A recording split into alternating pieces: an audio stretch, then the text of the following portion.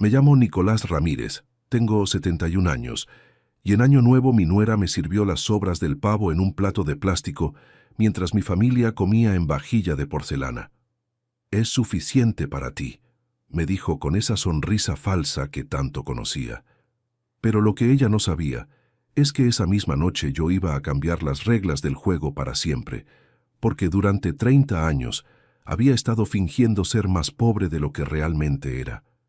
Imagínate la humillación. Allí estaba yo, el hombre que había criado a ese niño desde bebé, sentado en una silla de plástico en el patio, mientras mi hijo Roberto y su esposa Liliana celebraban el Año Nuevo 2024 en el comedor con mantel de encaje y copas de cristal. El resto de la familia, mis otros hijos que vinieron de visita, comían adentro riéndose y brindando, mientras a mí me dieron las sobras como si fuera un perro. Pero esa noche, después de que todos se fueran a dormir, saqué mi teléfono y hice una llamada que iba a cambiar todo. Una llamada que Roberto nunca imaginó que su pobre padre podría hacer. Porque hay cosas que mis hijos no saben sobre mí, cosas que he guardado durante décadas, esperando el momento correcto para revelarlas. Escucha esta historia hasta el final y dime si harías lo mismo en mi lugar. También cuéntame desde qué país me estás escuchando, porque lo que pasó después de esa humillante cena de Año Nuevo es algo que nunca van a olvidar. Para entender por qué esa noche fue la gota que derramó el vaso, tengo que contarte cómo llegué a vivir en la casa de mi hijo, porque no siempre fui el abuelo al que tratan como un estorbo. Mi historia comenzó hace 50 años, cuando llegué a esta ciudad desde una finca en el interior, con mi esposa Carmen y mis 3 hijos pequeños. Trabajé toda mi vida como mecánico en un taller que quedaba en el centro de la ciudad. Carmen cosía ropa para afuera para ayudar con los gastos, y entre los dos logramos sacar adelante a Roberto, Sandra y Miguel. Fueron años duros, pero éramos felices. Vivíamos en una casita pequeña que alquilábamos, pero siempre soñamos con tener algo propio. Cuando Roberto tenía 15 años, Carmen se enfermó de diabetes. Los gastos médicos eran enormes, las medicinas carísimas, y poco a poco fuimos gastando todos nuestros ahorros. Tuve que trabajar doble turno, los fines de semana, hacer trabajitos extra, todo para poder pagar los tratamientos de mi mujer. Roberto era el mayor, entonces él me ayudaba en el taller después del colegio. Era un muchacho inteligente, con buenas notas, y yo soñaba con mandarlo a la universidad para que fuera ingeniero. Pero la enfermedad de Carmen consumía todo el dinero que ganábamos. Cuando Roberto cumplió 18 años, Carmen empeoró mucho. Una mañana la encontré desmayada en la cocina. La llevamos al hospital y los doctores nos dijeron que necesitaba un tratamiento especial que costaba una fortuna. Esa noche, Roberto vino a hablar conmigo. «Papá», me dijo, «yo no necesito ir a la universidad. Prefiero ponerme a trabajar para ayudarte con mamá». Ese muchacho estaba dispuesto a sacrificar su futuro por su familia. Ahí decidí que iba a hacer lo que fuera necesario para que él pudiera estudiar y Carmen pudiera curarse. Fue entonces cuando tomé la decisión más arriesgada de mi vida. Pedí un préstamo enorme al banco, usando como garantía todo lo que teníamos, incluida la casa que habíamos logrado comprar. Era un riesgo tremendo, pero sabía que era la única manera de salvar a Carmen y darle un futuro a Roberto. Con ese dinero pagué el mejor tratamiento para Carmen, y gracias a Dios se curó completamente. También pude mandar a Roberto a estudiar ingeniería en la mejor universidad de la región. Sandra y Miguel eran menores, pero ya tenía planificado cómo iba a costear sus estudios también. Trabajé como un animal para pagar ese préstamo. Me levantaba a las 4 de la mañana, trabajaba en el taller hasta las 6 de la tarde y después hacía trabajos de mecánica a domicilio hasta las 11 de la noche. Los domingos reparaba carros en mi casa. Carmen me ayudaba llevándome la comida al taller y organizando los turnos de los clientes. Roberto se recibió de ingeniero civil cuando tenía 24 años. Fue uno de los días más felices de mi vida. Hice una fiesta en la casa, invité a todos los vecinos, a mis compañeros del taller, a toda la familia. Estaba tan orgulloso de mi hijo, el ingeniero. «Mira lo que logró este muchacho», les decía a todos. Salió de una familia humilde y ahora es profesional. Después Roberto consiguió trabajo en una empresa constructora importante. Ganaba bien, muchísimo más de lo que yo había ganado jamás. Se compró un carro nuevo, ropa elegante, empezó a moverse en círculos de gente adinerada. Y conoció a Liliana. Liliana venía de una familia de clase media alta. Su padre era contador, su madre profesora universitaria. Cuando Roberto me la presentó, me pareció una muchacha educada, aunque algo distante. Pero pensé, si mi hijo la eligió debe ser una buena persona. Se casaron cuando Roberto tenía 27 años. La boda fue elegante, en un salón de eventos que debió haber costado una fortuna. Roberto pagó todo, y yo me sentí orgulloso de que mi hijo pudiera costear una ceremonia así. Carmen y yo fuimos vestidos con nuestra mejor ropa, pero igual nos sentimos un poco fuera de lugar entre tanto lujo. Después de la boda, Roberto y Liliana se fueron a vivir a un apartamento en una zona exclusiva de la ciudad. Nosotros seguimos en nuestra casa humilde, pero no nos importaba. Estábamos felices de que nuestro hijo hubiera progresado tanto. Los primeros años todo parecía ir bien. Roberto nos visitaba seguido, almorzaba con nosotros los domingos, nos contaba de su trabajo. Liliana venía también, aunque siempre parecía un poco incómoda en nuestra casa sencilla. Sandra se recibió de enfermera y Miguel de profesor. También les ayudé con sus estudios, aunque ya no tuve que pedir préstamos. Para entonces el taller me iba muy bien y había logrado pagar todas las deudas. Mis 3 hijos eran profesionales y Carmen y yo nos sentíamos realizados como padres. Cuando Roberto tenía 30 años, él y Liliana tuvieron su primer hijo, Sebastián. Después llegó Isabela. Carmen y yo estábamos locos de felices con los nietos. Roberto nos dejaba cuidarlos los fines de semana, y Carmen se desvivía por esos niños. Pero fue por esa época cuando empezaron los cambios sutiles. Liliana comenzó a hacer comentarios sobre nuestra casa, sobre nuestra manera de vestir, sobre nuestra forma de hablar. «Ay, Roberto», le escuché decir una vez, «¿no te da pena que los niños vean a sus abuelos viviendo así? Viviendo así, como si fuéramos unos indigentes». Roberto, que antes me defendía de cualquier cosa, empezó a quedarse callado cuando su mujer hacía esos comentarios. Peor aún, empezó a secundarla. «Papá», me dijo un día, «¿no te parece que ya es hora de que te modernices un poco? Podrías comprarte ropa nueva, arreglar la casa». Le expliqué que estaba ahorrando para mi vejez, que no quería ser una carga para nadie cuando ya no pudiera trabajar, pero él insistía. «Papá, no seas tan tacaño, disfruta un poco la vida». Tacaño. Mi propio hijo me llamó tacaño, cuando yo había sacrificado todo por su educación y su futuro. Las visitas se fueron espaciando. Primero dejaron de venir todos los domingos, después cada 15 días, después una vez por mes. Cuando preguntaba por qué no venían, siempre había excusas. Los niños tienen actividades, Liliana tiene jaqueca, tenemos compromisos sociales.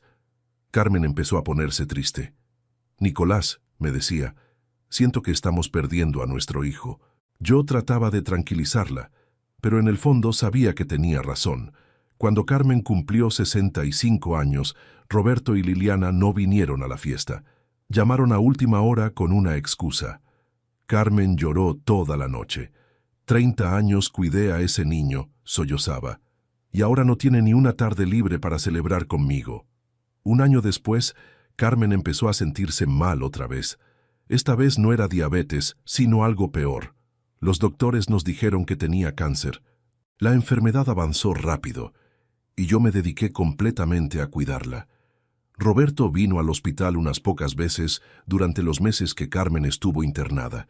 Siempre tenía prisa, siempre tenía que irse temprano por algún compromiso. Liliana casi no apareció. «No soporto ver a la gente enferma», se excusaba. Carmen murió un martes por la mañana. Yo estaba sosteniendo su mano cuando se fue. Roberto llegó al hospital 2 horas después, cuando ya era tarde. No lloró, no mostró emoción.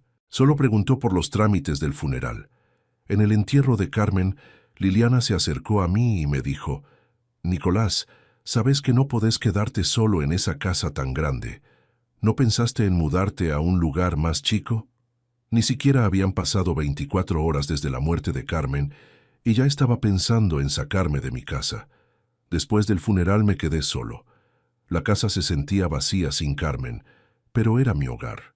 Ahí habíamos criado a nuestros hijos, ahí habían nacido mis nietos cuando los cuidábamos, ahí estaban todos mis recuerdos. Roberto empezó a visitarme más seguido después de que murió Carmen, pero no era por cariño. Venía a revisar cómo estaba la casa, a preguntar por mis finanzas, a sugerir que me mudara a algo más pequeño. «Papá», me decía, «esta casa es demasiado grande para vos solo. Podrías venderla y comprarte un apartamento. Con lo que te sobre, podrías vivir cómodamente». Siempre volvía al tema del dinero, de vender, de mudarme. Un día llegó con unos papeles. «Papá, encontré un apartamento perfecto para vos. Es pequeño, pero cómodo. Está cerca de un supermercado y de un centro médico». Cuando vi el lugar, era un cubículo horrible en un edificio viejo. «Roberto», le dije, «yo no me voy a mudar ahí. Esa no es una casa, es una celda». «Papá, no seas necio. A tu edad no necesitas tanto espacio». A mi edad, como si tener 70 años me hubiera vuelto incapaz de decidir dónde vivir. Fue entonces cuando Liliana tuvo su gran idea. «Nicolás», me dijo un domingo, «¿por qué no te venís a vivir con nosotros? Podés quedarte en el cuarto de huéspedes. Así estás acompañado y nosotros te cuidamos». Sonaba generoso, pero yo conocía a Liliana. Nada de lo que hacía era por generosidad. «No quiero molestar», le dije. «Yo estoy bien en mi casa». Pero ella insistió, y Roberto también. «Papá, es lo mejor.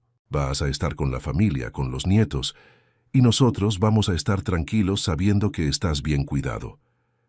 Durante 3 meses me resistí, pero ellos siguieron insistiendo. Roberto empezó a visitarme todas las semanas, algo que no había hecho en años. Me traía comida, me ayudaba con las compras, se mostraba súper atento. «¿Ves, papá? Así sería todos los días si vinieras a vivir con nosotros». Finalmente acepté, pero con una condición. «Voy a alquilar mi casa», les dije. «No la vendo. Si en algún momento no me siento cómodo con ustedes, me vuelvo». Roberto accedió rápidamente, tal vez demasiado rápidamente. Me mudé a la casa de Roberto y Liliana en marzo del año pasado. Al principio todo parecía ir bien. Tenía mi cuarto, mis cosas, mis horarios. Los nietos estaban contentos de tener al abuelo cerca. Sebastián, que ya tenía 15 años, me contaba de sus estudios. Isabela, de 12, me mostraba sus dibujos. Pero de a poco las cosas empezaron a cambiar. Primero fueron comentarios sutiles. «Nicolás, ¿podrías no ver televisión tan temprano? Los niños necesitan concentrarse para hacer la tarea». «Nicolás, ¿podrías comer más despacio? El ruido de los cubiertos molesta». Después vinieron las reglas. No podía usar la cocina antes de las 8 de la mañana porque Liliana necesitaba preparar el desayuno en silencio. No podía bañarme después de las 8 de la noche porque el ruido del agua molestaba. No podía invitar visitas sin avisar con 3 días de anticipación. Las comidas se volvieron un tormento. Mientras la familia comía asado, pollo, pescado, a mí me daban siempre la parte más barata, las sobras, los huesos. «Es que a tu edad no podés comer tanta grasa», me decía Liliana. «Es por tu salud». Cuando llegaban visitas, yo tenía que quedarme en mi cuarto. «Los amigos vienen a relajarse», me explicaba Roberto. «No queremos que se sientan incómodos». «¿Incómodos por qué?» «Porque había un viejo en la casa. En las reuniones familiares, cuando venían Sandra y Miguel con sus familias, yo era invisible. Liliana organizaba todo para que la atención estuviera en ella, en sus hijos, en sus logros. Si yo trataba de participar en las conversaciones, ella me cambiaba de tema o me ignoraba directamente. Pero lo peor era el trato que recibían mis otros hijos y nietos cuando venían a visitarme. Liliana los atendía con frialdad. Nunca los invitaba a almorzar. Siempre encontraba excusas para que se fueran temprano. «Ay, disculpen, pero hoy tenemos compromisos», les decía después de media hora de visita. Sandra me dijo un día: «Papá, ¿estás bien acá? Te veo triste». Le respondí que estaba bien, pero no era cierto. Me sentía como un prisionero en mi propio cuarto, como un estorbo que había que tolerar. El punto de quiebre llegó en diciembre, cuando Roberto anunció que iban a pasar Año Nuevo en casa. «Va a venir toda la familia», me dijo entusiasmado. Yo pensé que se refería a Sandra y Miguel también, pero después me enteré de que se refería a la familia de Liliana. «¿Y mis otros hijos?», le pregunté. «Ay, papá, ya sabes cómo es Liliana. No le gusta mezclar familias. Otro día los invitamos». Otro día que nunca llegaba. El 31 de diciembre llegaron los padres de Liliana, su hermana con su marido, sus sobrinos. Gente que nunca me había dirigido la palabra más que para saludar de compromiso. Yo estaba en mi cuarto, escuchando las risas desde el comedor, sintiendo el olor de la comida que estaban preparando. A las 9 de la noche, cuando ya habían empezado a cenar, Liliana tocó la puerta de mi cuarto. Venía con un plato de plástico con los restos del pavo, un poco de ensalada marchita y 2 papas pequeñas. «Nicolás, acá tenés tu cena. Es suficiente para ti». Lo dijo con esa sonrisa falsa, como si me estuviera haciendo un favor. «¿Por qué no puedo cenar con la familia?», le pregunté. «Ay, Nicolás, es que la mesa es chica y ya estamos todos. Además, vos preferís comer tranquilo en tu cuarto, ¿no?». No era una pregunta, era una orden disfrazada. Me quedé en mi cuarto comiendo esas sobras mientras escuchaba los brindis desde el comedor. A las 12 de la noche gritaron «¡Feliz Año Nuevo!» y se abrazaron todos. Nadie vino a saludarme. Nadie se acordó del viejo que estaba encerrado en el cuarto de atrás. Esa noche, después de que todos se fueran a dormir, tomé una decisión. Saqué mi teléfono y marqué un número que tenía guardado hacía años. Era la 1:30 de la madrugada, pero sabía que me iban a atender. «Licenciado Pereira», dije cuando contestaron. «Soy Nicolás Ramírez. Necesito que me ayude con un tema muy urgente. Sí, ya sé que es tarde, pero es una emergencia familiar». El licenciado Pereira había sido el abogado de mi taller durante años. Era el único que conocía la verdad completa sobre mis finanzas, sobre las propiedades que tenía, sobre las inversiones que había hecho durante décadas, porque había algo que mis hijos nunca supieron sobre mí. Durante 30 años, mientras ellos creían que yo era un mecánico pobre que apenas subsistía, yo había estado construyendo un imperio silencioso. Cada peso extra que ganaba, lo invertía. Compré propiedades cuando estaban baratas, invertí en acciones, abrí cuentas en diferentes bancos. ¿Por qué nunca les conté? Porque quería que mis hijos me quisieran por quien era, no por lo que tenía. Quería que se esforzaran, que valoraran el trabajo, que no dependieran de la herencia. Nunca imaginé que ese mismo dinero se convertiría en el arma que iba a usar para darles la lección más dura de sus vidas. «Licenciado», le dije por teléfono esa madrugada del 1 de enero, «quiero que mañana mismo prepare todos los papeles para cambiar mi testamento. Y también quiero que investigue las finanzas de mi hijo Roberto. Tengo la sospecha de que hay cosas que no me está contando». Al día siguiente, 2 de enero, el licenciado Pereira vino a la casa con una carpeta llena de documentos. Roberto estaba en el trabajo, Liliana había salido con los niños, así que pudimos hablar tranquilos. «Don Nicolás», me dijo, «las investigaciones que hice sobre su hijo son muy reveladoras». Me mostró papeles, estados de cuenta, informes crediticios. Roberto estaba hasta el cuello de deudas. La casa donde vivíamos estaba hipotecada al máximo. Tenía préstamos de 5 bancos diferentes. Debía 3 meses de la tarjeta de crédito. «Su hijo está en quiebra», me explicó el licenciado. «Si no hace algo pronto, va a perder esta casa y todo lo que tiene. Por eso quería que usted vendiera su propiedad. Necesita ese dinero desesperadamente». Todo empezó a encajar. La insistencia en que me mudara con ellos, las presiones para que vendiera mi casa, el trato despectivo para que me sintiera tan mal que quisiera irme y dejarles algún dinero. Roberto no me había llevado a su casa por amor. Me había llevado como parte de un plan para resolver sus problemas económicos. «Licenciado», le dije, «quiero que prepare una sorpresa para mi hijo, una que nunca va a olvidar». Durante las siguientes 2 semanas, mientras Roberto y Liliana seguían tratándome como un estorbo, yo estuve muy ocupado organizando mi venganza. Llamé a Sandra y Miguel para contarles todo lo que estaba pasando. Ellos se pusieron furiosos. «Papá», me dijo Sandra, «nosotros no sabíamos que Roberto te estaba tratando así. Si hubiéramos sabido, te sacábamos de esa casa hace meses». Miguel agregó, «Ese desgraciado se cree mejor que nosotros porque gana más plata, pero resulta que ni eso». Les conté sobre mis verdaderas finanzas, sobre las propiedades, sobre las inversiones. Mis otros 2 hijos se quedaron sin palabras. «Papá», me dijo Miguel, «¿por qué nunca nos contaste?» «Porque quería que ustedes me quisieran por quien soy, no por lo que tengo, y ustedes me demostraron que me quieren de verdad». El plan era simple pero efectivo. El 15 de enero, exactamente 2 semanas después de la humillación de Año Nuevo, iba a darle a Roberto y Liliana una lección que no iban a olvidar jamás. Esa mañana, Roberto se fue al trabajo como siempre. Liliana salió a hacer las compras. Los niños estaban en el colegio. Yo llamé al licenciado Pereira. «Licenciado, hoy es el día. Active el plan».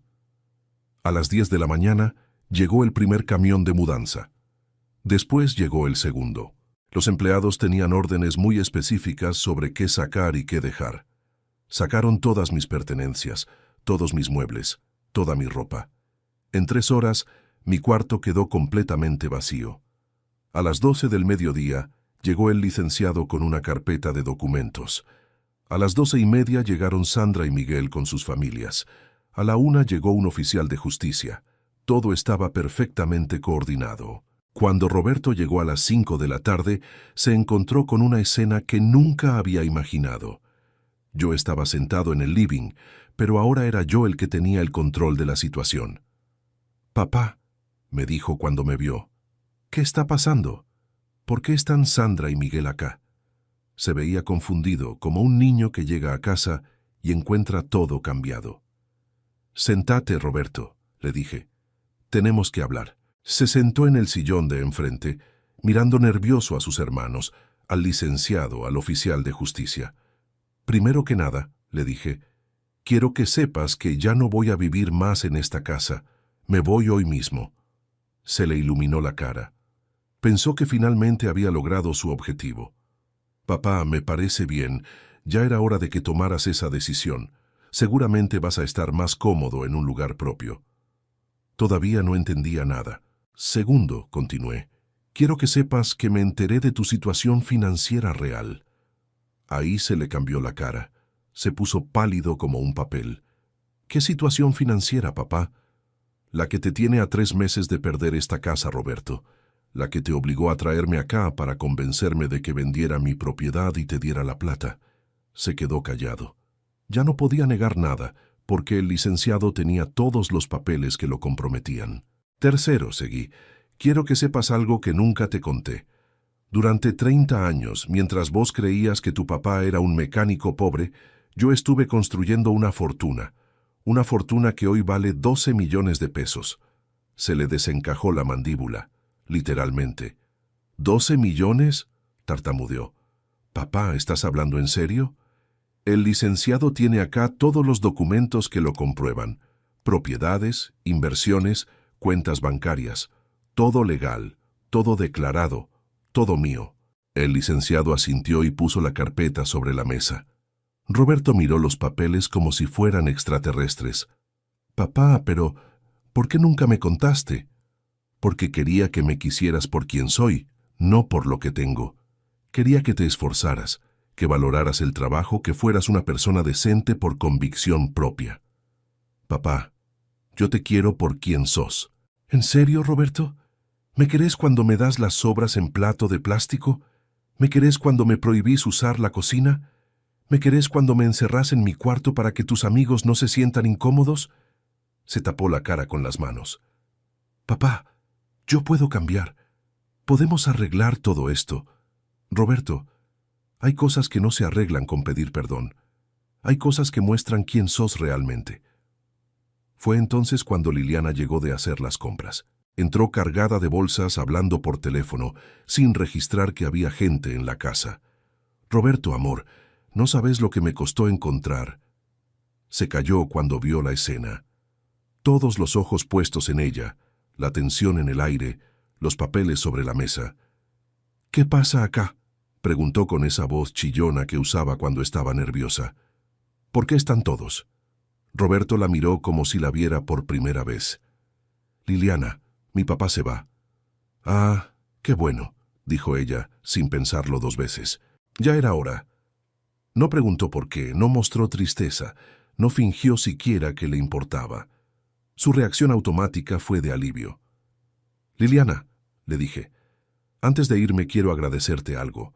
Quiero agradecerte que me hayas tratado tan mal durante estos meses, porque así pude ver quién sos realmente». «¿Yo te traté mal?» «Nicolás, vos estás exagerando». «¿Exagerando? ¿Darme las sobras en plato de plástico es exagerar? ¿Encerrarme en mi cuarto en Año Nuevo es exagerar?». Roberto la miró con una cara que yo nunca le había visto. «Liliana, ¿es cierto que le diste las sobras a mi papá en Año Nuevo?». «Roberto, amor, la mesa era chica y... ¿es cierto o no?». «Bueno, sí, pero...». «Cuarto punto», continué. «Mi testamento original dejaba todo dividido en 3 partes iguales para mis 3 hijos. Pero después de estos meses viviendo acá, decidí hacer algunos cambios. Saqué de mi bolsillo una copia del Nuevo Testamento que había firmado esa mañana. Roberto, tu parte ahora es del 5%. Sandra y Miguel se reparten el 90% restante. El 5% que te queda es para tus hijos, mis nietos, pero en un fideicomiso que van a poder tocar cuando cumplan 25 años. Roberto se puso de pie como si le hubieran dado una descarga eléctrica. «Papá, no podés hacer eso. Yo soy tu hijo también». «Sí, Roberto, sos mi hijo, pero Sandra y Miguel me demostraron que además de ser mis hijos, son buenas personas. Vos me demostraste lo contrario». Liliana empezó a gritar. «Esto es injusto. Nosotros te cuidamos, te dimos techo». «¿Cuidarme? ¿Llamás cuidar a humillarme todos los días? ¿Llamás dar techo a encerrarme en un cuarto como un prisionero? Pero vos no tenés derecho a hacer eso. Roberto es tu hijo mayor». «Liliana», le dije con calma, «yo tengo derecho a dejar mi plata a quien se me dé la gana, y decidí dejársela a la gente que me trata con respeto». Roberto trató de acercarse a mí. «Papá, por favor, reconsidera. Yo puedo cambiar. Te prometo que todo va a ser diferente». «Roberto, hay cosas que no se prometen. Hay cosas que se demuestran, y vos ya me demostraste quién sos». «Pero papá, ¿qué voy a hacer?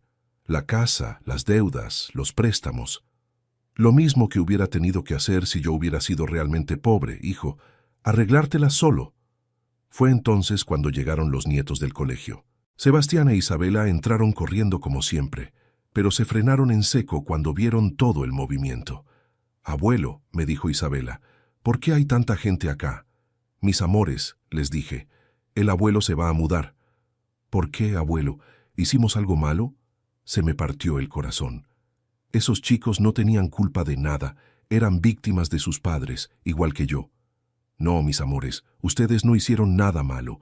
Es que el abuelo necesita su propio espacio».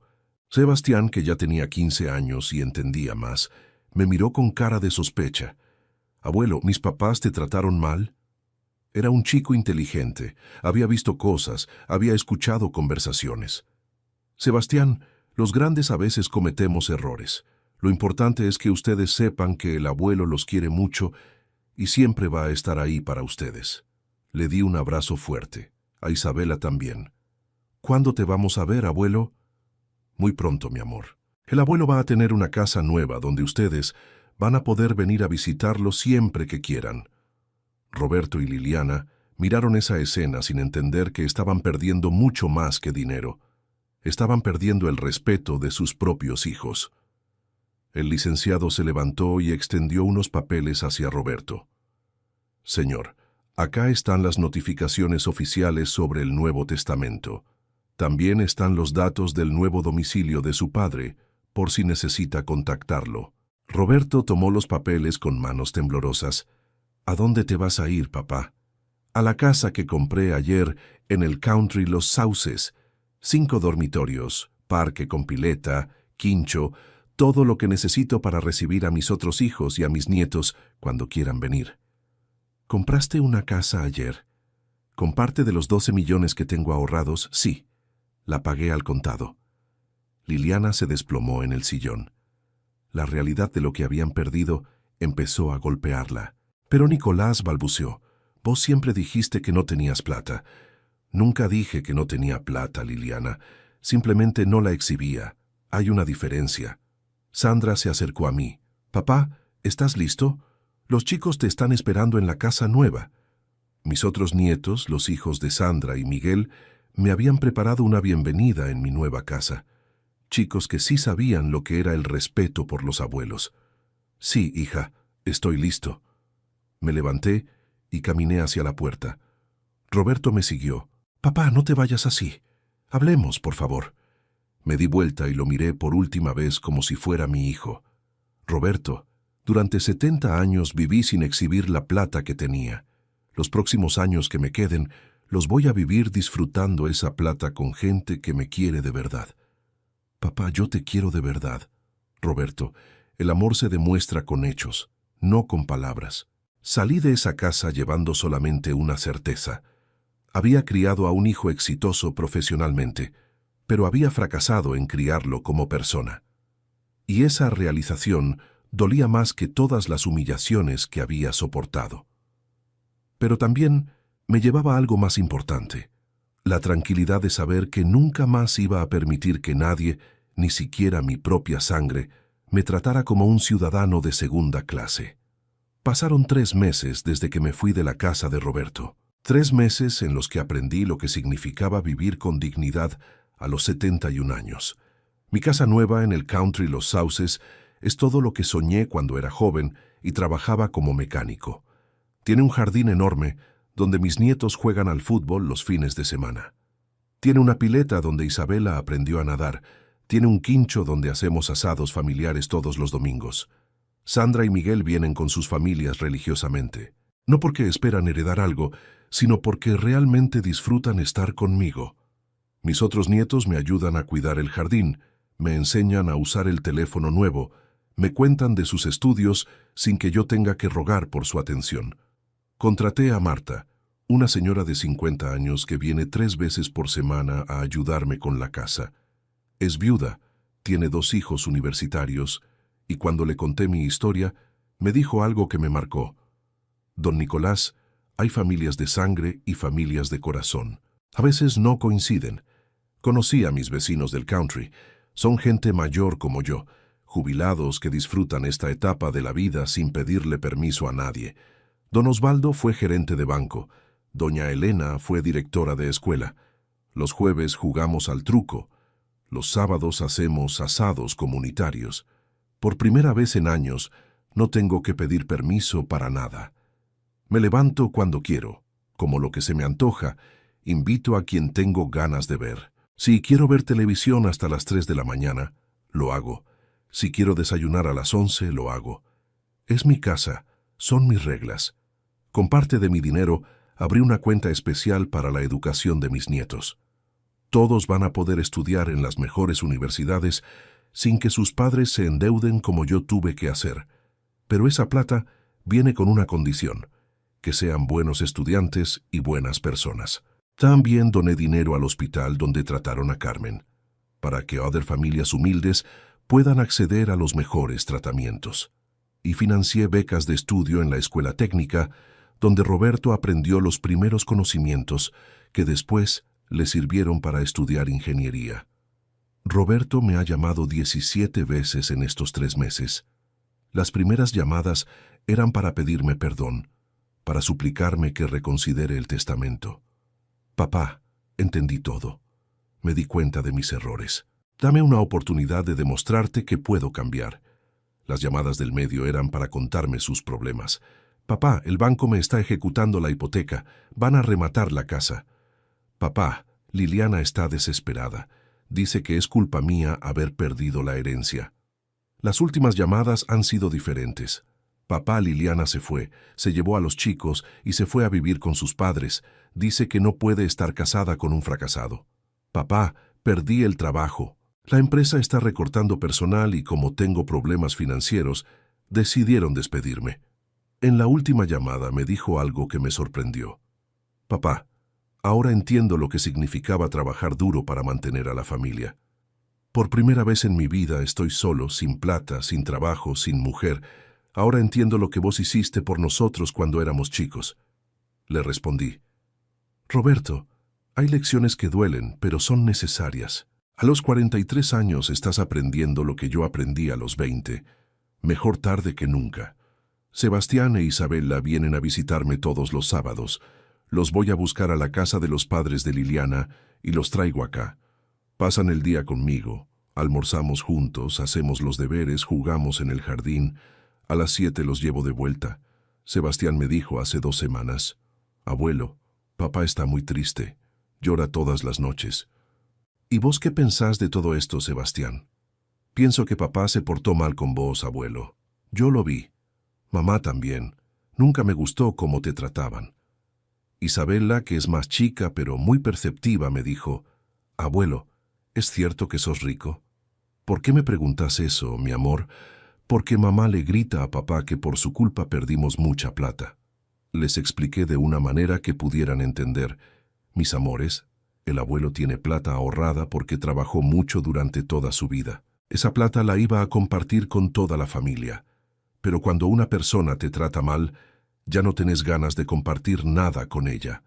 ¿Y nosotros qué vamos a recibir, abuelo? Ustedes van a recibir lo más importante, educación, valores, respeto. Y cuando sean grandes y demuestren que son buenas personas, van a recibir también ayuda económica para cumplir sus sueños». La semana pasada Sandra me trajo una noticia que me entristeció y me alivió al mismo tiempo. «Papá, Roberto vendió la casa. No le alcanzó para pagar todas las deudas, pero al menos no está más en quiebra. ¿Y a dónde se fue a vivir? Alquiló un departamento de 2 ambientes en el barrio donde vivíamos cuando éramos chicos. Está trabajando como empleado en una empresa de construcción, ganando lo mismo que ganaba vos cuando eras mecánico. Es curioso cómo la vida te da vueltas. Roberto, que se avergonzaba del barrio humilde donde creció, ahora está viviendo ahí otra vez. Roberto, que se creía superior por ser ingeniero, ahora está trabajando como empleado después de haber sido jefe. Miguel me visitó ayer y me dijo algo que me hizo reflexionar. «Papá, ¿no te parece que Roberto ya pagó suficiente por sus errores?» «Miguel, no es que quiera ver sufrir a Roberto. Es que hay cosas que no se perdonan solamente porque la persona se quedó sin plata. Pero papá, es tu hijo, y los chicos necesitan a su papá estable. Los chicos siempre van a tener al abuelo como respaldo. En cuanto a Roberto, cuando demuestre que realmente cambió, no por necesidad, sino por convicción, entonces podremos hablar».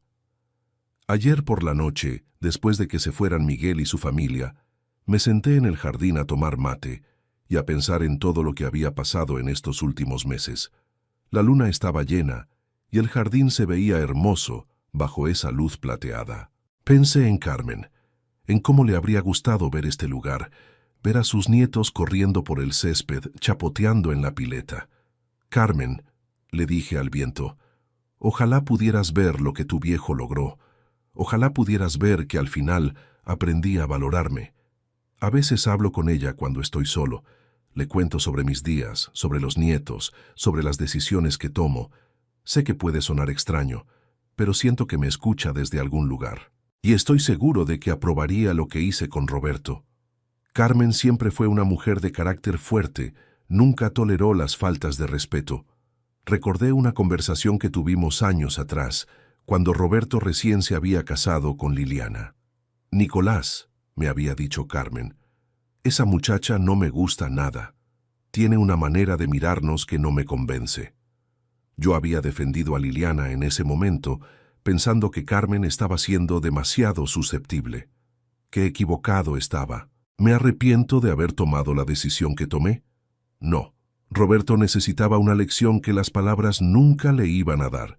A veces, el amor de padre también significa dejar que los hijos enfrenten las consecuencias de sus actos.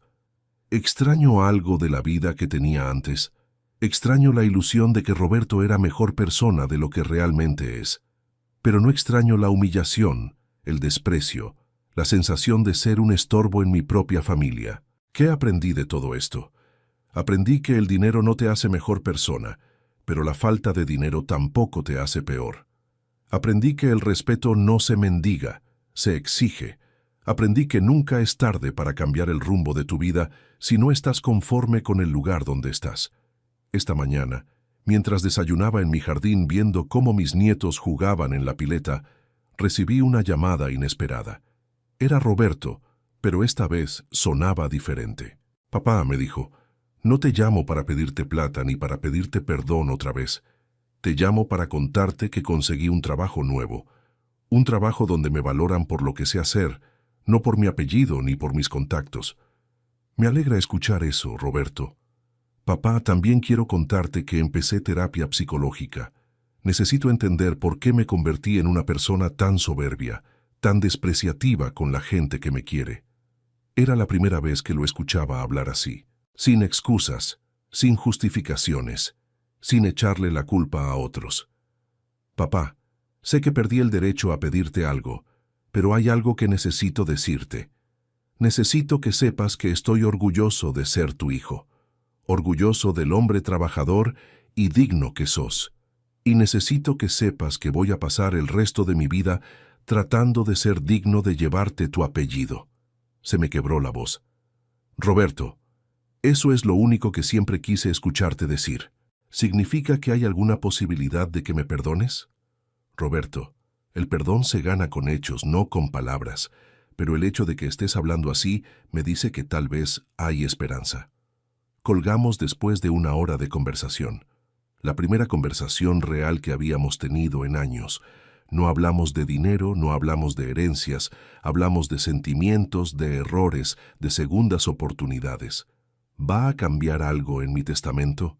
Todavía es muy pronto para saberlo. Roberto necesita demostrar que su cambio es real y duradero, no una estrategia desesperada para recuperar la herencia. Pero por primera vez en meses siento algo parecido a la esperanza. La esperanza de que tal vez, solo tal vez, no haya perdido a un hijo para siempre. Vos que me escuchaste hasta acá, vos que me acompañaste en esta historia que me cambió la vida, quiero decirte algo importante. Si hay alguien en tu familia que te trata mal, que te falta el respeto, que te hace sentir que sos menos importante, no lo permitas. No importa que sea tu hijo, tu padre, tu hermano, tu cónyuge. Nadie tiene derecho a lastimarte solo porque puede hacerlo. El amor verdadero se demuestra con respeto, con consideración, con gestos pequeños todos los días. El amor verdadero no humilla, no desplaza, no hace sentir mal al otro para sentirse mejor uno mismo. Y nunca, nunca es tarde para cambiar las reglas del juego. A los 71 años, yo cambié mi vida completamente, dejé atrás la humillación y elegí la dignidad. Si yo pude, vos también podés. La vida es muy corta para gastarla con gente que no te valora, y la vida es muy valiosa para desperdiciarla sintiendo lástima por personas que eligieron lastimarte. Cuéntame si esta historia te sirvió para reflexionar sobre tu propia familia. Cuéntame también desde qué país me estás escuchando, porque me gusta saber que hay gente en diferentes lugares del mundo que entiende que el respeto no se negocia. Y recordá, el dinero viene y va, pero la dignidad, una vez que la perdés, es muy difícil recuperarla. Por eso hay que cuidarla como el tesoro más grande que tenemos, porque al final lo que realmente importa no es cuánto tenés en el banco, sino cuánto respeto tenés hacia vos mismo y cuánto respeto recibís de la gente que te rodea. Y ese respeto, mijito, ese respeto no se compra con dinero. Se gana siendo una buena persona,